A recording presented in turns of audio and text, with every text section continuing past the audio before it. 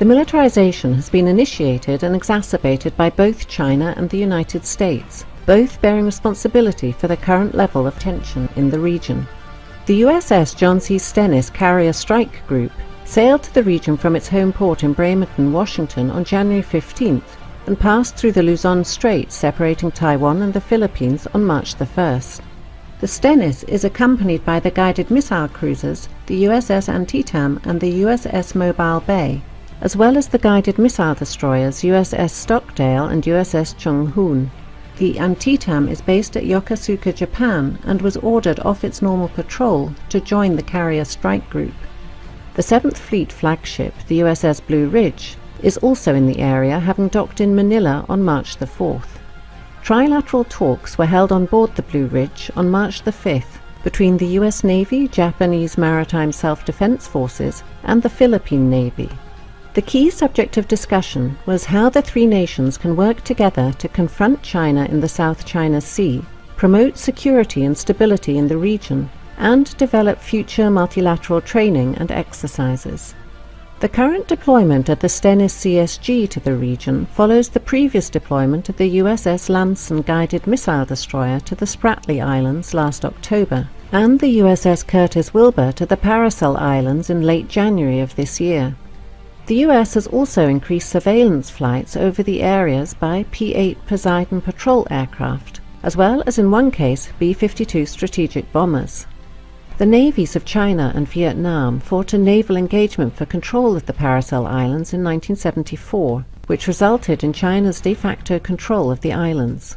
China has established a military presence on Woody Island since that time, and has engaged in an extensive expansion of the base in recent years. Woody Island now has an extensive military airbase with a number of newly built hangars and munition storage buildings.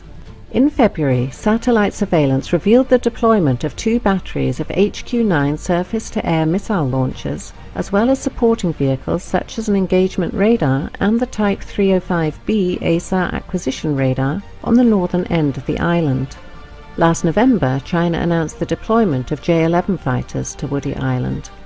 As land reclamation and building efforts on the part of the Chinese continue at Fiery Cross Reef and Mischief Reef in the Spratly Islands, with no signs of slowing down in the immediate future, it will be interesting to see if the US Navy increases the size and tempo of future patrols in the area.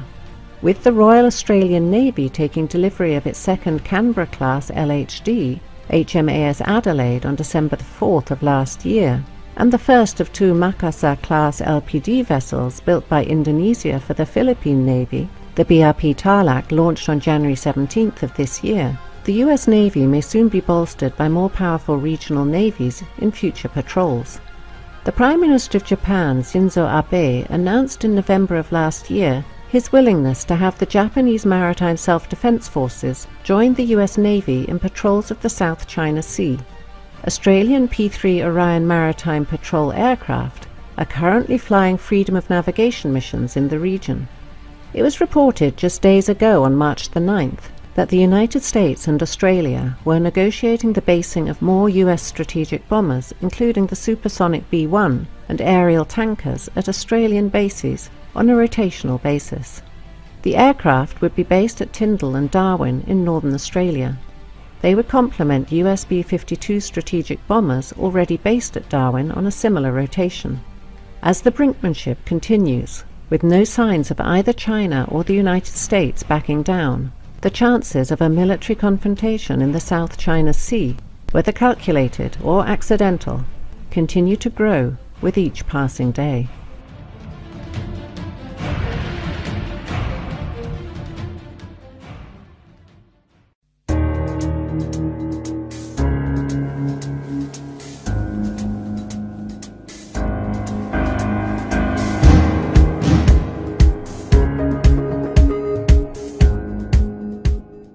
U.S. naval services have released a new maritime strategy, a plan that describes how the Navy, Marine Corps, and Coast Guard will design, organize, and employ naval forces in support of its global dominance. The new strategy, titled A Cooperative Strategy for the 21st Century Superpower, highlighted forward, engaged, and ready as key words and kept the original theme of ensuring our capability to intervene overseas. It calls for increasing the Navy's forward presence to 120 ships by 2020, up from about 97 ships today.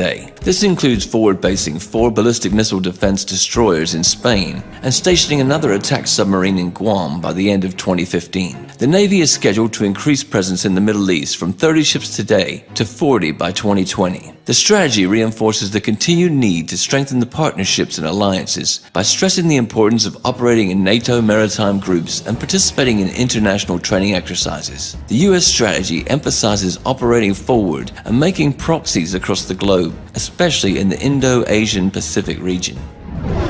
Thus, the hard anti-Russian rhetoric of Washington is a sign of the global standoff. At the very same time, the United States is preparing to go deeper in deal with China. The U.S. strategists are concerned about the rise of Chinese naval forces and its expansion to the Pacific Ocean. Particularly, they aim to prevent a situation where China will be able to defend particular zones of sea communications from foreign intervention. This is Chinese DF-21D anti-ship ballistic missiles purpose. In 2008, the U.S. Department of Defense estimated that China had 60 to 80 missiles and 60 launchers. The risk of establishing area-denied operational environment, for instance, in the South China Sea, worries architects of the strategy. Since the American pivot towards Asia, a tolerant term for the U.S. deterrence policy against China, in 2011, the United States Navy has deployed 60% of all of its powers in Asian-Pacific region. Indeed, it's ready to deploy even more in order to establish its own control in China's zone of interest.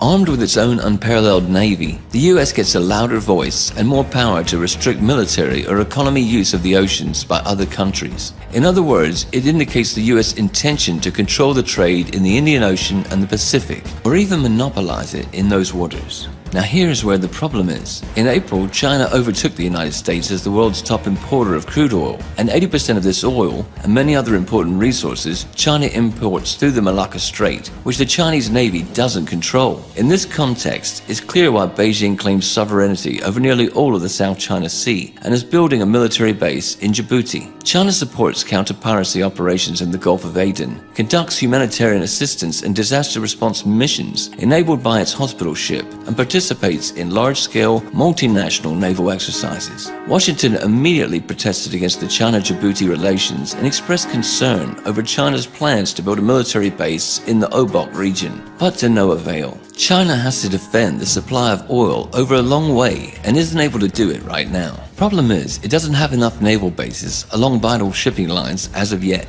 Strings of Pearls strategy, initially suggested as a series of seaports and naval bases stretching along the Indian Ocean, has to resolve this issue. The seaports will be support places and investments that could pay dividends on a strategic level while causing broader security amenities.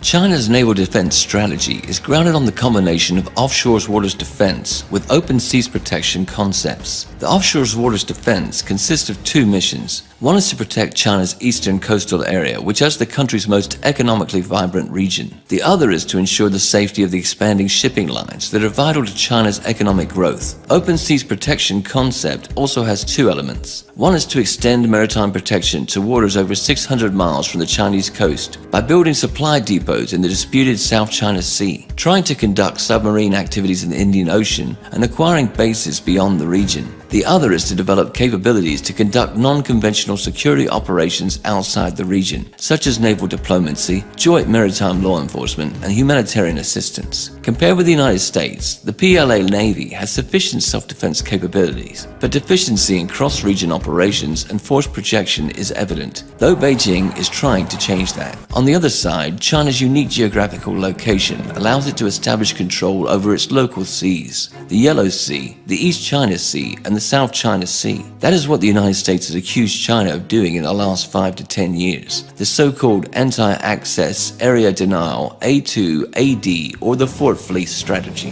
This is the real reason for the boiling over for China's island work in the South China Sea. Washington is sufficiently alarmed by a perspective to lose the maritime control in the region and has started the naval force race under an umbrella term of all domain access. Despite this, Beijing is adamant. In June, China said it was shifting work on disputed South China Sea islands from the dredging of land to the construction of military and other facilities. The US containment policy against China includes not only holding of old alliances, but a creating of new. In the recent strategy, Washington pledges to strengthen cooperation with 6 long-standing allies: Australia, Japan, New Zealand, the Philippines, the Republic of Korea, and Thailand, and also lists 8 new partners: Bangladesh, Brunei, India, Indonesia, Malaysia, Micronesia, Pakistan, Singapore, Vietnam. With help of its Asian allies, the US are going to seal off the PLA Navy in South China Sea and prevent its moving into operational space. Further, Washington's diplomatic rhetoric over the long-standing allies, shared strategic interests, and cooperation in Asia, in fact, is aimed at establishing a coalition against China. Despite the fact that the US official strategy is ignoring the Taiwan issue, the island may easily become a flashpoint of ongoing confrontation, and the Western media machine has already set the ground for it. On July 22nd, US magazine, The Diplomat, reported that the People's Liberation Army soldiers were seen running towards a building that bears a striking resemblance to the Japanese-built presidential office in Taipei.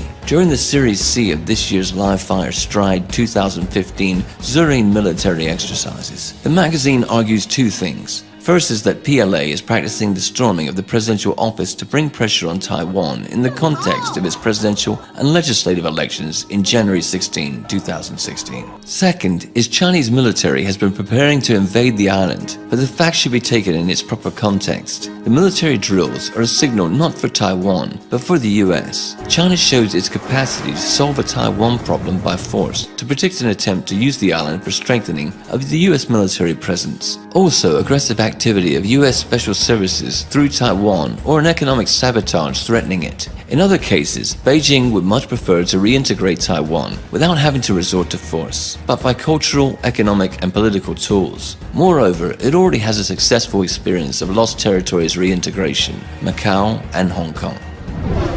Another area of the US-China geopolitical confrontation is the Indian Ocean. US strategists, media outlets and public experts argue India is a rival state for China. Monetary wealth and power growth of both states will result in inevitable clashes between them. According to them, the motive behind the String of Pearls strategy isn't in solving the logistical problems of China's maritime Silk Route, but are in encircling India. If established commercial ports will be militarized with the PLA Navy, the concerns about China's influence in the Indian Ocean region empower the US to involve India in the American area of influence as part of a global anti-China strategy. The good news for Washington is India has been actively building a new powerful fleet, including an aircraft carrier group, so it could be a very useful tool. Directly, Chinese and Indian maritime interests face off in Sri Lanka, leaving the Indians' area of influence under the impact of China's economic projects. For Beijing, ports of Sri Lanka, founded by Chinese investments, are a cell in planned maritime infrastructure from South China to Pakistan, a natural opponent of India involved in China's maritime Silk Route. The US will likely use these features to set on fire China-India relations, to use Indian political, military, and economic power to discourage Beijing from adopting its maritime policy in the Indian Ocean. The US's strategic purpose is to seal off the PLA Navy in the South China Sea and prevent its moving in operational space and encircle China by land. In this order, the US holds old and new alliances with nations in the Indo-Asia-Pacific region. The US media machine has already started information aggression against China-Taiwan relations in order to support the rise of Washington's influence on the island. Meanwhile, American special services will try to fuel Pakistan and Sri Lanka in order to make a triangle where the US and India oppose China in the Indian Ocean region. With Washington's support, the tension will also raise in the South China Sea, where Malaysia, Taiwan, Vietnam, Brunei, and the Philippines claim maritime territory. The US naval services will constantly strengthen their presence there in the Indian Ocean, in the Pacific Ocean, while preparing to deal a crushing blow to Beijing. China will answer with its Fortress Fleet strategy in its local seas by building a powerful Pacific fleet and putting into practice the Maritime Silk Route project infrastructure in the Indian Ocean, all the while developing the relations with the Russian Federation in Eurasia. Also, India and China can absorb a lot of profit from the mutually advantageous cooperation. The only thing that they need for it is a mediator to start a constructive dialogue. Russia, which has a good fellowship with both, may become that mediator. This will solve the tensions in the region and allow the nations to go on to further development.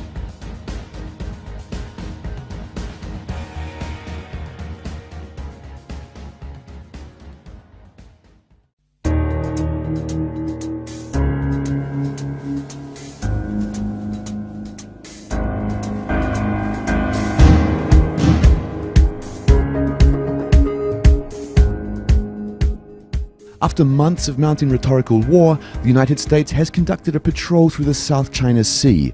On Tuesday, the guided missile destroyer USS Lassen transited the area, sailing within 12 nautical miles of at least 2 China-made islands. A Chinese guided missile destroyer and a naval patrol ship shadowed and gave warnings to the US warship. Then Chinese Vice Foreign Minister Yang Zhisu summoned US Ambassador Max Baucus, lodging serious representations and expressing strong discontent over a US warship patrol. Beijing's attitude was that the US threatened China's sovereignty and security interests. In turn, Washington has demonstrated with this action that it rejects China's claim that the built islands mark Chinese territorial waters. Indeed, it wasn't the first public confrontation of the US and China. Tuesday's US patrol parallels the response to China's 2013 assertion of its expanded air defense identification zone in the East China Sea. Washington responded by dispatching 2 B-52 bombers to fly through the newly claimed Chinese airspace, defying China's rights to assert sovereignty over what the United States classified as international airspace. The official US position is that its vessels would sail close to land masses occupied by Vietnam and the Philippines, as well as to demonstrate support for freedom of navigation rather than the specific targeting of China. Nonetheless, it's clear that these so-called freedom of navigation patrols will continue. The US regional allies also claiming the South China Sea waters will likely welcome the actions.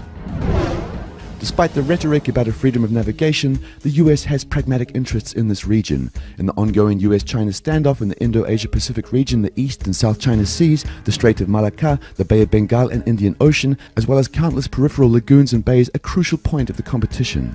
Ownership of a particular island, reef or rock, and the right to name a body of water is more than a question of sentimentality. It is the foundation of many national policy strategies. Securing the right to patrol, build bases, and regulate trade through these waterways can mean access to the resources critical to sustain economic growth and political stability. The Obamas' pivot to Asia and the US newly released maritime strategy de facto means that Washington has taken a course on a long-standing countering of China's influence in the region. A core but often unstated component of the US national strategy is to maintain global superiority at sea. By controlling the seas, the United States is able to deploy military power and to control the movement of goods worldwide. China's maritime strategy aimed to defend its eastern coastal area and crucial maritime routes in the Indian Ocean challenges the American approach.